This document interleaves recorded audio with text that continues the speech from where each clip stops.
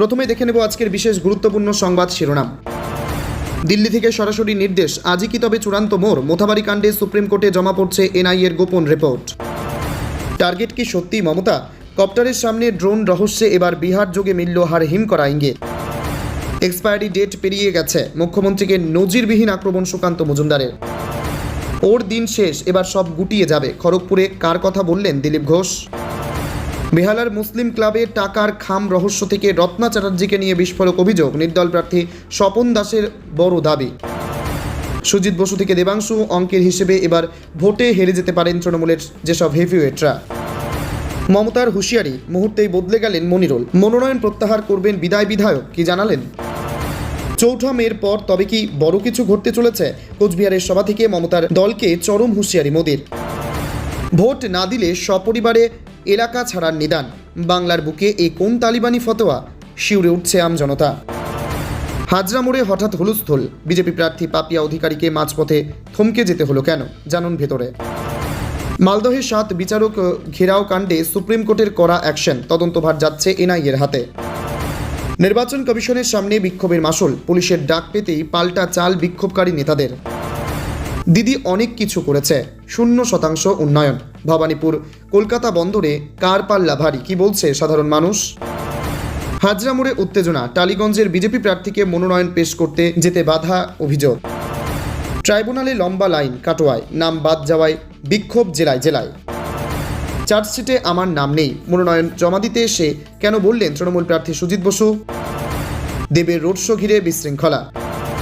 প্রিয় দর্শক, এবার আসছে বিস্তারিত খবরে। তার আগে ভিডিওটিতে একটি লাইক দিয়ে চ্যানেলটিকে সাবস্ক্রাইব করুন, যাতে পরবর্তী গুরুত্বপূর্ণ খবর পোস্ট করার সাথে সাথে আপনার কাছে পৌঁছে যায়। টানটান উত্তেজনা মালদার মোথাবাড়িতে। গত কয়েকদিন ধরে চলা কেন্দ্রীয় তদন্তকারী সংস্থা এনআইএর ম্যারাথন তল্লাশি ও জিজ্ঞাসাবাদের পর আজই সেই মাহেন্দ্রক্ষণ। সুপ্রিম কোর্টের কড়া নির্দেশ আজ সোমবার শীর্ষ আদালতে এই মামলার প্রাথমিক অনুসন্ধানের রিপোর্ট জমা দিতে চলেছে এনআইএ। দিল্লির নির্দেশে এই রিপোর্ট ঘিরে এখন রাজ্য রাজনীতিতে বইছে উদ্বেগের হাওয়া। সূত্রের খবর, মোথাবাড়ি কাণ্ডের তদন্তের গতি প্রকৃতি ও সংগৃহীত তথ্য নিয়ে খোদ এনআইএ টিমের প্রধান তথা আইজি সোনিয়া সিং গতকাল রাতেই উড়ে গেছেন নয়াদিল্লি। মোথাবাড়ি থেকে পাওয়া সিসিটিভি ফুটেজ, অভিযুক্তদের বয়ান এবং পারিপার্শ্বিক প্রমাণের ওপর ভিত্তি করে তৈরি এই অতি গোপনীয় রিপোর্টটি নিয়ে তিনি আজই সুপ্রিম কোর্টের প্রধান বিচারপতির বেঞ্চে হাজিরা দিতে পারেন। তদন্তের স্বার্থে সোনিয়া সিংয়ের এই আচমকা দিল্লি সফরকে অত্যন্ত তাৎপর্যপূর্ণ বলে মনে করছেন বিশেষজ্ঞরা। তদন্তের জাল গুটিয়ে আনতে গতকাল মোথাবাড়ি অঞ্চলের বিডি অফিসে ছিল থমথমে পরিবেশ। সেখানে এনআইএ আধিকারিকরা এলাকার 22 জন বিএলওকে তলব করে দীর্ঘক্ষণ জিজ্ঞাসাবাদ করেন। ভোটার তালিকা থেকে নাম বাদ দেওয়া বা ভোটার কার্ড সংক্রান্ত কোনো নির্দিষ্ট অভিযোগের পেছনে কোনো গভীর ষড়যন্ত্র ছিল কিনা তা জানতেই এই জেরা বলে মনে করা হচ্ছে। এনআইএর গোয়েন্দারা প্রতিটি বিএলওর নথিপত্র খতিয়ে দেখছেন এবং এই ঘটনার নেপথ্যে কোনো বহিরাগত উস্কানি ছিল কিনা তাও খতিয়ে দেখা হচ্ছে। কি ঘটেছিল মোথাবাড়িতে? গত বুধবার মোথাবাড়ি বিডি অফিসে ভোটার তালিকার বিশেষ সংশোধনী চলাকালীন এক উত্তপ্ত পরিস্থিতির সৃষ্টি হয়। অভিযোগ, উত্তেজিত জনতা সেখানে কর্মরত 7 জন বিচারককে ঘণ্টার পর ঘণ্টা আটকে রেখে বিক্ষোভ দেখায়। এমনকি বিচারকদের গাড়ির ওপর হামলার মতো নজিরবিহীন ঘটনাও ঘটে। দেশের বিচার ব্যবস্থার ওপরেই আঘাতকে অত্যন্ত গুরুত্ব দিয়ে দেখছে সুপ্রিম কোর্ট। শীর্ষ আদালতের পর্যবেক্ষণ ছিল এটি কেবল একদল লোকের ক্ষোভ নয়, বরং সরাসরি বিচার বিভাগীয় ক্ষমতার অবমাননা। এই প্রেক্ষিতেই সিবিআই বা এনআইএর মতো কেন্দ্রীয় সংস্থাকে দিয়ে তদন্তের নির্দেশ দেওয়া হয়। আজকের দিনটি কেন গুরুত্বপূর্ণ? আজ সুপ্রিম কোর্টে এনআইএ তাদের প্রাথমিক রিপোর্ট জমা দেওয়ার পাশাপাশি বর্তমান পরিস্থিতির হাল হকিকত তুলে ধরবে। এই রিপোর্টে যদি কোনো রাঘব বোয়ালের নাম থাকে বা কোনো বৃহত্তর ষড়যন্ত্রের ইঙ্গিত মেলে, তবে আজই আদালত বড় কোনো কড়া পদক্ষেপের নির্দেশ দিতে পারে। এনআইএ ইতিমধ্যেই মোফাক্করুল ইসলাম সহ 39 জন সন্দেহজনকে গ্রেপ্তার করেছে। এখন সবার নজর দিল্লির সুপ্রিম কোর্টের দিকে। মোথাবাড়ি কাণ্ডে দোষীরা কি পার পাবে, নাকি আজই শুরু হবে নতুন কোনো গ্রেপ্তারির পালা? টার্গেট কি সত্যিই মমতা? কপ্টারের সামনে ড্রোন রহস্যে এবার বিহার যোগে মিলল হার হিম করা ইঙ্গিত। বিধানসভা ভোটের তপ্ত আবহে এবার খোদ নিজের জীবনহানি নিয়ে বিস্ফোরক দাবি করলেন মুখ্যমন্ত্রী মমতা বন্দ্যোপাধ্যায়। আজ পূর্ব বর্ধমানের সমুদ্রগড়ে জনসভা থেকে তিনি যে অভিযোগ তুলেছেন তাতে কার্যত তোলপাড় শুরু হয়েছে রাজনৈতিক মহলে।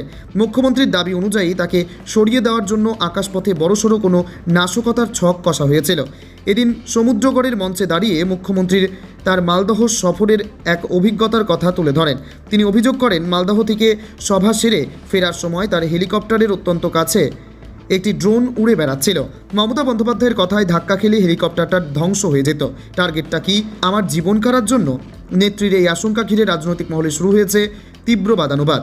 মুখ্যমন্ত্রী এদিন নিজেই জানান যে এই ড্রোন ওড়ানোর ঘটনায় বিহারের কাটিহারের 3 যুবক নূর আক্তার, অঙ্কিত কুমার পাসওয়ান ও শ্রীকান্ত মণ্ডলকে গ্রেপ্তার করা হয়েছে। তবে এই গ্রেপ্তারি নিয়ে তৈরি হয়েছে নতুন রহস্য।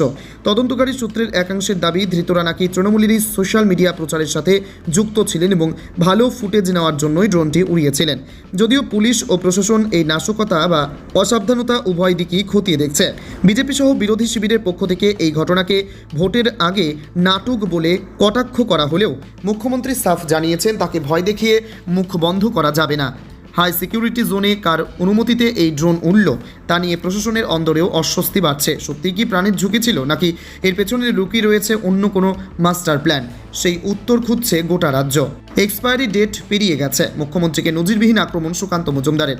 মালদহের জনসভা থেকে মুখ্যমন্ত্রী মমতা বন্দ্যোপাধ্যায়ের ড্রোন ষড়যন্ত্র এবং প্রাণনাশের আশঙ্কার পাল্টা দিলেন বিজেপির রাজ্য সভাপতি সুকান্ত মজুমদার। মুখ্যমন্ত্রীর এই বিস্ফোরক দাবিকে কার্যত হেসেই উড়িয়ে দিলেন তিনি। সুকান্তের দাবি, মমতা বন্দ্যোপাধ্যায় এখানকার রাজনৈতিক ও সামাজিক পরিবেশের সঙ্গে আর নিজেকে খাপ খাইয়ে নিতে পারছেন না। সুকান্তর শ্লেষাত্মক মন্তব্য। সোমবার বিকেলে এক সাংবাদিক সম্মেলনে সুকান্ত মজুমদার বলেন, মুখ্যমন্ত্রী এখন যা বলছেন তার সঙ্গে বাস্তবের কোনো মিল নেই। আসলে পরাজয় নিশ্চিত জেনেই তিনি এখন অবান্তর কথা বলছেন। তিনি সম্ভবত পরিবেশের সঙ্গে আর খাপ খাওয়াতে পারছেন না। সুকান্তর মতে 2026-এর নির্বাচনে পায়ের তলার মাটি সরে যাচ্ছে দেখেই মমতা বন্দ্যোপাধ্যায় ষড়যন্ত্রের পুরনো তাস খেলছেন। ড্রোন বিতর্ক নিয়ে পাল্টা। মালদহের সভায় মুখ্যমন্ত্রীর মাথার ওপর ড্রোন ওড়া নিয়ে সুকান্ত মজুমদার বলেন, এখন ডিজিটাল যুগ, অনেক সময় ভিডিওগ্রাফির জন্য ড্রোন ব্যবহার করা হয়। তাদের ভয় পাওয়ার কি আছে? নিজের রাজ্যের পুলিশ কি করছিল? যদি নিরাপত্তা চ্যুতি হয়ে থাকে তবে তার দায়িত্ব রাজ্যেরই। আসলে সহানুভূতি কুড়োতেই এই ধরনের নাটক সাজানো হচ্ছে। রাজনৈতিক প্রেক্ষাপট। ভোটের মুখে মমতা বন্দ্যোপাধ্যায়ের আমাকে শেষ করে দেওয়ার ষড়যন্ত্র দাবির পর থেকেই রাজ্য রাজনীতিতে উত্তাল। তৃণমূল যেখানে কেন্দ্রীয় এজেন্সিকে কাঠগড়ায় তুলছে, সেখানে সুকান্ত মজুমদারের এই পরিবেশের সঙ্গে খাপ খাওয়াতে না পারার মন্তব্য বিতর্ককে আরও উস্কে দিল। বিজেপির দাবি, মানুষ এখন উন্নয়ন চায়, ভয়ের গল্প নয়। জগদ্দল থেকে মালদহ সর্বত্রই এখন তৃণমূল বনাম বিজেপি বাগযুদ্ধে সরগরম বাংলা। শেষ হাসিকে হাসবেন তা বলবে 2026-এর ব্যালট বক্স। হাজরা মোড়ে উত্তেজনা। টালিগঞ্জের বিজেপি প্রার্থীকে মনোনয়ন পেশ করতে যেতে বাধার অভিযোগ। হাজরা মোড়ে উন্নয়নের পর্বে উত্তেজনা। টালিগঞ্জে বিধানসভা কেন্দ্রের বিজেপি প্রার্থী পাপিয়া অধিকারীকে মনোনয়ন পেশ করতে যেতে বাধা দেওয়ার অভিযোগ উঠেছে। নিরাপত্তার কারণ দেখিয়ে পাপিয়া অধিকারীকে আপাতত যেতে বারণ করা হয়েছে বলে দাবি করে পুলিশ। এক বিজেপি কর্মী জানান, তাদের বলা হয়েছে বিজেপি প্রার্থীকে যেতে দেওয়া হবে, কিন্তু দলীয় কর্মীদের তার সঙ্গে যেতে দেওয়া হবে না। এই ঘটনাকে কেন্দ্র করে হাজরামোড় নমিনেশন দিতে যাওয়ার সময় পাপিয়া অধিকারীর গাড়ি আটকে দেওয়া হয় বলে অভিযোগ ওঠে। সেই নিয়ে পুলিশের সঙ্গে বাগবিতণ্ডা শুরু হয়ে যায়। রীতিমতো স্লোগান তোলা হয় বিজেপির পক্ষ থেকে। বিজেপির অভিযোগ, এখানে তৃণমূল কর্মী সমর্থকদের অনুমতি দেওয়া হচ্ছে, কিন্তু বিজেপির কাউকে প্রার্থীর সঙ্গে যেতে অনুমতি দেওয়া হচ্ছে না। এক বিজেপি কর্মী বলেন, পুলিশ তৃণমূল কর্মীর মতো ব্যবহার করছে। বলছে প্রার্থী একা যাবেন, প্রার্থী একা গেলে যদি কেউ আগে মারধর করে কে বাঁচবে? আমরা বলছি আমরা ধীরে ধীরে যাচ্ছি, আমরা পেছনে আছি, তাও আমাদের যেতে দিচ্ছে না। আমাদের নমিনেশনের টাইম পেরোচ্ছে কিন্তু আমাদের আটকে দিচ্ছে। এই ঘটনায় সরব হন বিজেপির প্রার্থী পাপিয়া অধিকারী। তিনি বলেন, আমাকে আটকে দেওয়া হয়েছে এবং বলছে যে আপনাকে প্রোটেকশন দিতে পারবো না। কীরকম পুলিশ? এত চটিচাটা পুলিশ। বলছে প্রোটেকশন দিতে পারবো না। তৃণমূলকে প্রোটেকশন দেবে, তার মানে আমার নমিনেশনটাই ক্যান্সেল হয়ে যাবে, আমাকে ভোটে দাঁড়াতে দেবে না। দেখুন সিপিএমের হাসি মুখে যাচ্ছে, আমাদের আটকে দিয়েছে। আততটা দেখছেন তো? তৃণমূল আর সিপিএমের আততটা দেখতে পাচ্ছেন? ওদের দেওয়াল ছেড়ে দিচ্ছে, আমাদের দেওয়াল চুনকালি করে দিচ্ছে। এসব কি হচ্ছে? এদিকে তৃণমূল কর্মী সমর্থকদের ওই সময় আলিপুর সার্ভে বিল্ডিংয়ের সামনে মিছিল করে গিয়ে জমায়েত করতে দেখা যায়। পুলিশের তরফে মাইকিং করে সেই জায়গাটা ভিড়মুক্ত করতে বলা হয়, রাস্তা যাতে পরিষ্কার থাকে, কোনো বিশৃঙ্খলার সৃষ্টি না হয়, যাতে সেখানে কোনো অপ্রীতিকর পরিস্থিতি তৈরি না হয়। সেখানে এদিন নমিনেশন জমা দিতে যান তৃণমূলের রাসবিহারী ও বালিগঞ্জ কেন্দ্রের প্রার্থীরা। দেবাশিস কুমার এবং শোভনদেব চট্টোপাধ্যায়ের সঙ্গে পুলিশের বাগবিতণ্ডার ছবিও ধরা পড়ে ওই সময়। দেবাশিস কুমার যদিও যাদের নিয়ে ভেতরে যেতে চেয়েছিলেন, পুলিশ জানায় সবাইকে নিয়ে যাওয়া যাবে না। অন্যদিকে শোভনদেব চট্টোপাধ্যায় জানান, তিনি যাদের নিয়ে যেতে চাইছিলেন তাদের সবাইকে নিয়ে যেতে দেওয়া হয়নি। নির্বাচন কমিশনের সামনে বিক্ষোভের মাসুল। পুলিশের ডাক পেতেই পাল্টা চাল বিক্ষোভকারী নেতাদের।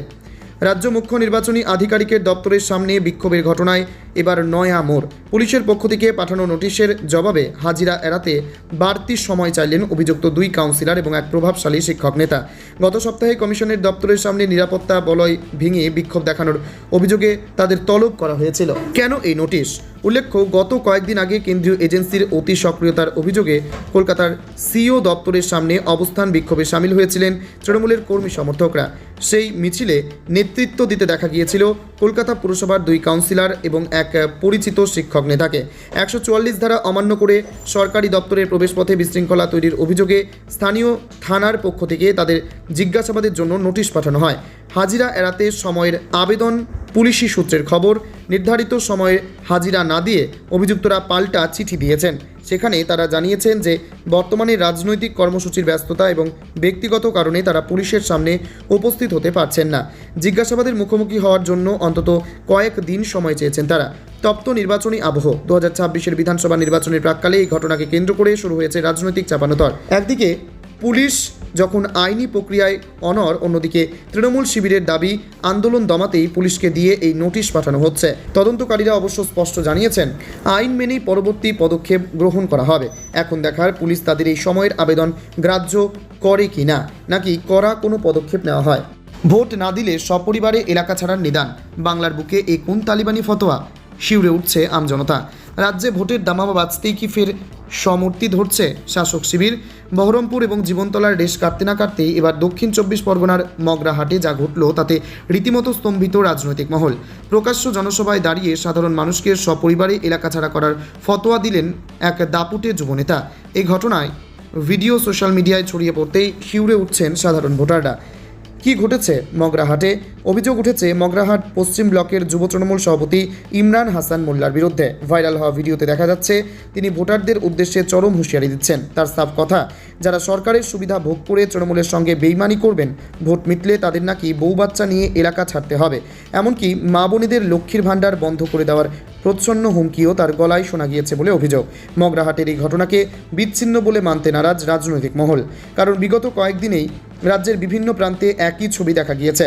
মুর্শিদাবাদের বহরমপুরের 8 নম্বর ওয়ার্ডে ভোটারদের বাড়ি বাড়ি গিয়ে হুমকি দেওয়ার অভিযোগ উঠেছিল তৃণমূল বুথ সভাপতি রাজু মণ্ডলের বিরুদ্ধে। সাধারণ মানুষকে ভয় দেখানোর সেই চরম স্পর্ধার জেরে নির্বাচন কমিশনের নির্দেশে পুলিশ তাকে গ্রেপ্তার করতে বাধ্য হয়। দক্ষিণ 24 পরগনার জীবনতলায় দেউলি 1 গ্রাম পঞ্চায়েতের প্রধান হাফিজুল মোল্লা আরও এক কদম এগিয়ে হুঁশিয়ারি দিয়েছিলেন। তিনি প্রকাশ্যেই বলেছিলেন যে ভোট মিটে যাওয়ার পর বিরোধীদের ওপর স্টিম রোলার চালানো হবে। এই উস্কানিমূলক মন্তব্যের জেরে তাকেও শ্রীঘরে যেতে হয়েছে। ওয়াকিবহল মহলের মতে পায়ের তলা থেকে মাটি সরেছে বুঝেই এখন নিচুতলার নেতাদের দিয়ে ভয় দেখানোর রাজনীতি শুরু করেছে তৃণমূল। পরাজয় নিশ্চিত জেনেই কি এখন সাধারণ মানুষের রুজিতে টান দেওয়ার ভয় দেখানো হচ্ছে? ঘরছাড়া করার এই নিদানকে রাজনৈতিক বিশেষজ্ঞরা গণতন্ত্রের ওপর সরাসরি আঘাত হিসেবে দেখছেন। এই ভিডিও সামনে আসতেই সরব হয়েছে বিজেপির পক্ষ থেকে সরাসরি এই নেতার গ্রেপ্তারি এবং তৃণমূলের রাজনৈতিক স্বীকৃতি বাতিলের দাবি জানিয়েছেন। এখন দেখার বহরমপুর ও জীবনতলার মতো মগরাহাটের এই বেলাগাম নেতার ভাগ্যেও শ্রীঘর জোটে কিনা।